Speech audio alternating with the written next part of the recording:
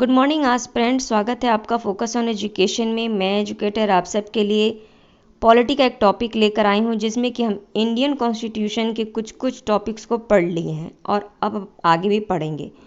तो हमने election commission official language और ऑफिशियल लैंग्वेज के बारे में पढ़ लिया है। आज हम उद्देशिका यानी प्रस्तावना को डिटेल में पढ़ेंगे। तो क्या है प्रस्तावना, इससे कैसे क्वेश्चन बनते हैं, चलिए देखते हैं। भारत का संविधान उद्देशिका यानी प्रियम्बल। हम भारत के लोग भारत को एक संप्रभु संपन्न समाजवाद पंथ निरपेक्ष लोकतंत्रात्मक गणराज्य बनाने के लिए तथा उसके समस्त नागरिकों को, तो ये फर्स्ट पैरा है हमारे प्रियम्बल का कॉन्स्टिट्यूशन का। अब इनसे हमें क्या कैसे क्वेश्चन बनते हैं, तो हमें भारत के लोग जो हैं, हमारे नागरिक जो हैं, उनको कैसा भारत बनाना है। तो 5 लक्ष्य रखा गया है। ठीक, पहला है संप्रभु। संप्रभु का अर्थ क्या होता है कि हमें आंतरिक और बाह्य मामले में स्वतंत्र है निर्णय लेने के लिए। ठीक, पहले ब्रिटिश सरकार थी, तो ब्रिटिश सरकार निर्णय लेती थी कि हमें किस राज्य या किस देश के साथ व्यापार करना है, कैसी हमारी राजनीतिक रणनीति होगी, किसके साथ हमें दोस्ती रखनी है, किसके साथ दुश्मनी रखनी है, किसके साथ लड़ाई करनी है।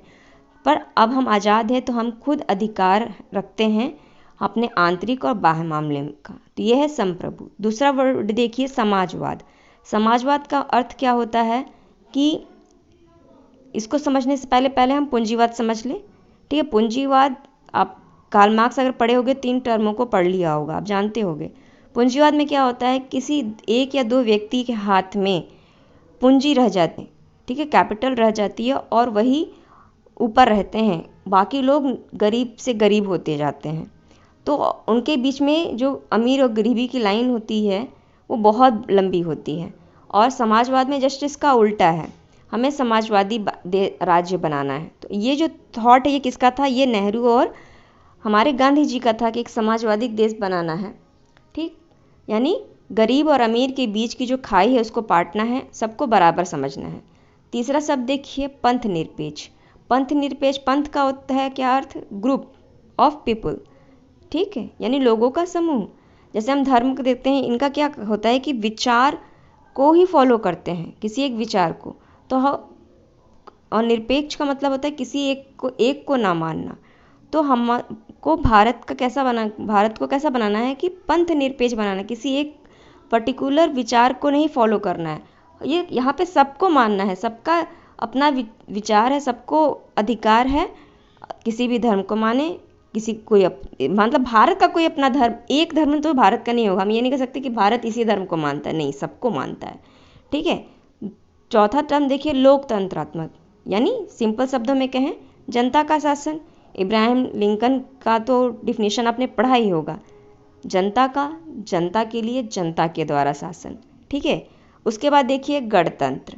गणतंत्र का अर्थ क्या होता है कि किसी भी एक वंश का शासन नहीं चलेगा। ठीक, ये होता है क्या, गणतंत्र। इसमें यहाँ पे सब लोग आज़ाद हैं, सभी प्रमुख बन सकते हैं, सभी इस देश को चला सकते हैं, कोई एक पर्टिकुलर नहीं चलाएगा। जैसे ब्रिटिश में देखते हो, ब्रिटेन में तो वहाँ पे रानी चलाती है और उसके बाद उनके अगर बेटा होता है तो फिर वो चलाता है। ठीक है, फिर उनका बेटा होता है तो वो चलाता है, या वो रानी मतलब जो हो वो चलाता है। तो इस तरीके से हम अब अपने संविधान के अगर फर्स्ट पैरा को देखेंगे तो इन्हीं बातों को फोकस किया गया है। तो लक्ष्य 5 रखे गए हैं। ठीक, हमको भारत को जैसा बनाना है। उसके बाद उनके समस्त नागरिकों को क्या अधिकार है, तो वो हमने तो अब स्वरूप पढ़ लिया, कैसा स्वरूप हमारा भारत का होगा। अब हम देखते हैं उद्देश्य। तो 2 उद्देश्य को ध्यान में रखा गया है। एक, न्याय, कैसे न्याय देना है, सामाजिक, आर्थिक और राजनीतिक न्याय देना है। सामाजिक मतलब हमें ऊंच नीच को पाटना है, सबको बराबर समझना है। आर्थिक न्याय, ठीक, सबको कमाने का अधिकार है, सबको को अपनी पूंजी बढ़ाने का अधिकार है। ठीक है, इसका न्याय देना है।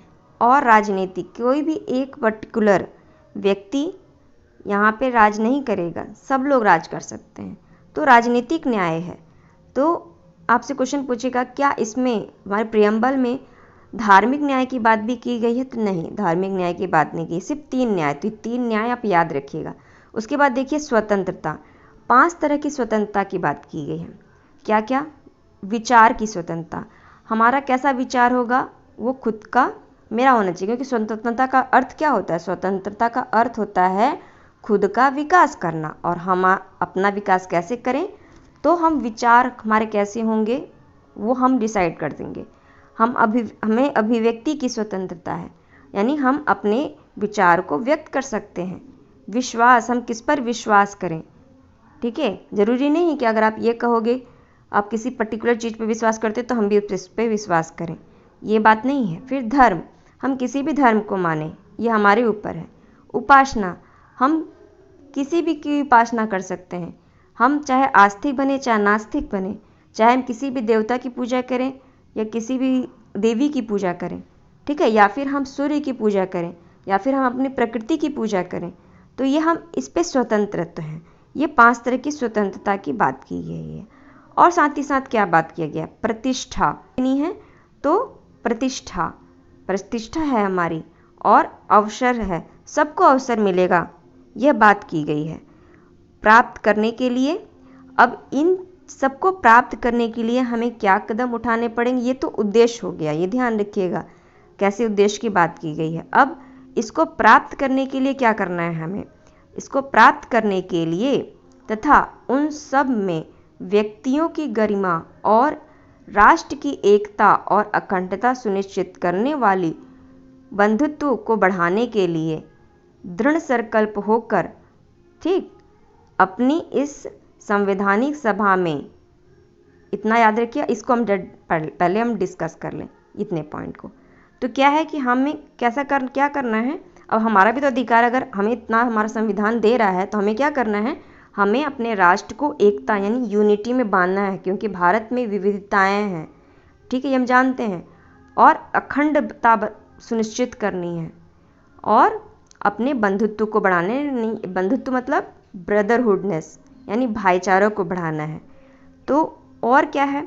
अब ये चीज़ तो कर लिया हमने, तो अब इससे दृढ़ संकल्प क्या है कि हमारे इस संविधान में आज की तारीख, ये जो तारीख है इसको याद रखिए, इसको एकदम रट जाइए, 26 नवंबर 1949 को क्या किया है? इसको एक दृढ़ द्वार इस संविधान को अंगीकृत, अधिनियमित और आत्म समर्पित करता है। हम क्या करते हैं? इसे अंगीकृत करते हैं। अंगीकृत मतलब स्वीकार करते हैं हम, क्या? हमारे संविधान को, ये जो स्वरूप हमने तैयार करवाया है, ठीक है, जो हमें न्याय करवाना है जैसा, उसे और अधिनियमित करते हैं, ठीक, और आत्मसमर्पण मतलब इसे हम आजीवन स्वीकार करेंगे, आजीवन इसका पालन करेंगे, और हम इसकी बातों को जो इसमें लिखा हुआ है उसको हम मानेंगे।